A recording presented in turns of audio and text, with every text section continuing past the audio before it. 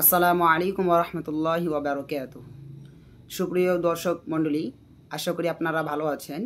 আজকে আমি আপনাদের সামনে খুব সুন্দর একটি আমল নিয়ে এসেছি। আমলটি হচ্ছে ঋণ পরিশোধ করার আমল। ঋণ পরিশোধ করার আমল আমাদের সমাজে চলাফেরার ক্ষেত্রে, সাংসারিক জীবনযাপন করার ক্ষেত্রে দেখা যায় আমরা অসংখ্য ঋণ মাথায় নিয়ে বসে থাকি। কিভাবে ঋণটা পরিশোধ করব, আমরা এই চিন্তায় থাকি। কিভাবে কি করব আমরা বুঝে উঠতে পারি না। কিন্তু আল্লাহ রাব্বুল আলামিনের পক্ষ থেকে আমাদের জন্য যে একটি দোয়া রয়েছে, সেটা আমরা অনেকেই জানি না। কিছু ব্যক্তি জানি, একেবারে অনেকেই আবার জানি না। কিন্তু যদি এই দোয়াটি আমরা পাঠ করে থাকি, ইনশাআল্লাহ রাব্বুল আলামিন আল্লাহর রহমতে, আল্লাহর গায়বী সাহায্যে আমাদের ঋণটা পরিশোধ হয়ে যাবে। তো আসুন দোয়াটি আমরা জেনে নেই।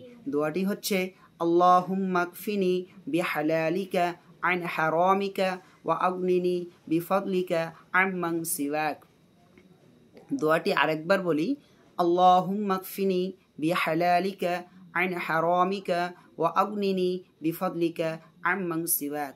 কোনো ব্যক্তি শুক্রবারের দিন জুমার নামাজ আদায় করার পর এই দোয়াটি ৭০ বার পাঠ করে তার জীবনে যতই ঋণ হয়ে থাকুক না কেন অতি সহজে ইনশাআল্লাহ আল্লাহ রাব্বুল আলামিনের গায়বী সাহায্যে পরিশোধ হয়ে যাবে। সুবহানাল্লাহ।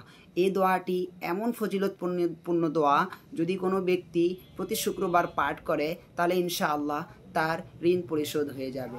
আসুন আমরা বেশি বেশি এই দোয়া নিজেও পাঠ করি এবং অন্যকেও পাঠ করার উৎসাহিত করার জন্য চেষ্টা করে থাকি।